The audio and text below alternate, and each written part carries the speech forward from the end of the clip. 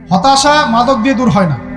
হতাশা দূর হবে, বলে দিব, তিনটা জিনিস, মাত্র তিনটা। কয়টা ভাই? এক, 5 ওয়াক্ত নামাজ। এক কি? নামাজে আপনি অজু করে সেজদা দেন, ইনশাল্লাহ আপনার মনে প্রশান্তি না আসলে আমাকে এসে বলেন যে আসে না। চোখের পানি, মনের আবেগ যা আছে আপনার ভিতরে, কষ্ট, দুঃখ, যন্ত্রণা, সব আল্লাহকে ঢেলে দিবেন ইনশাল্লাহ। নিজের আবেগ ধরে রাখবেন এখানে, আপনি আল্লাহর জন্য ঢেলে দিবেন। মানুষকে আবেগ দেখা কি লাভ? মানুষ আপনার চোখের পানির মর্ম বুঝবে? মানুষ কি মানুষের চোখের পানির মর্ম বুঝে? আপনার পিতা যদি মারা যায়, আমার কাছে এসে দোয়া চান কান্নাকাটি করে, আমি দোয়া করতে পারবো, কিন্তু আমি কিন্তু আপনার ফিলিংসটা বুঝতে পারবো না। আপনার অনুভূতি কে বুঝতে পারবেন? আল্লাহ পাক আপনার ঘাড়ের রগের চেয়েও কাছে আছে। সুবহানাল্লাহ, সুবহান আল্লাহ পাক ঘাড়ের রগের চেয়ে কাছে আছে। গতকালকে বাংলাদেশের একজন বরেণ্য আলেমের সাথে একটা কনফারেন্সে ছিলাম। উনি বলছিলেন যে এক ব্যক্তি, এটা শোনেন, এক ব্যক্তি খুব তার শখ যে তিনি সাহাবীদের মতো নামাজ পড়া শিখবেন। কথা বুঝতে পারছেন? সাহাবীদের মতো নামাজ শিখবেন।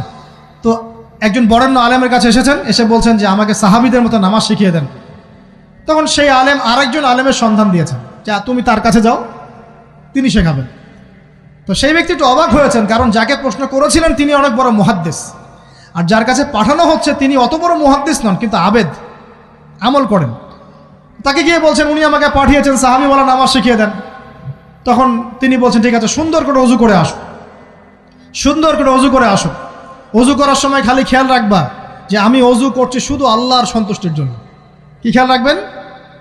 অজু করছি শুধু আল্লাহকে রাজি খুশি করার জন্য অজু করছে, আর কোনো উদ্দেশ্য নাই আমার।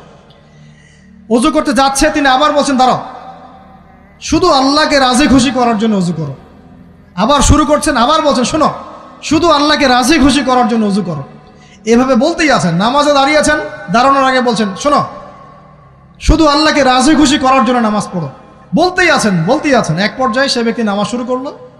নামাজে মনোযোগ এদিক ওদিকে যায়, আর তার মাথায় এটা আসে, এই শুধু আল্লাহকে রাজি খুশি করার জন্য আমাকে নামাজ পড়তে হবে, শুধু আল্লাহকে রাজি খুশি করার জন্য নামাজ পড়তে হবে।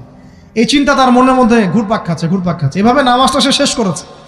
শেষ করে চিন্তা করছে যে নামাজ তো পুরোপুরি মনোযোগ দিতে পারলাম না।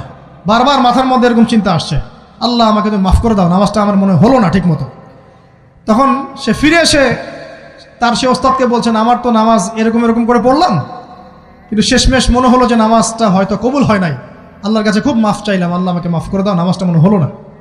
তখন সেই যে প্রথম ব্যক্তি যিনি পাঠিয়েছেন তিনি বলছেন এটাই হলো সাহাবীওয়ালা নামাজ। তারা আল্লাহকে রাজি খুশি করার জন্য নামাজ পড়তেন, নামাজ শেষ করে আল্লাহর কাছে ইস্তেগফার করতেন, আল্লাহ কিছুই হলো না।